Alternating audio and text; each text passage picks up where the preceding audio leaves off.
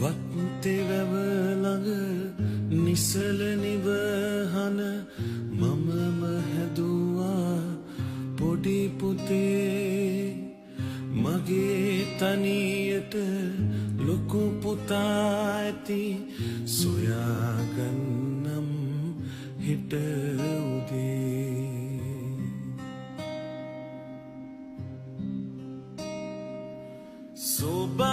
සෝබාදහමට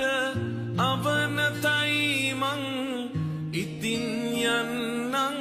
ගොම්මනේ යන ගමන්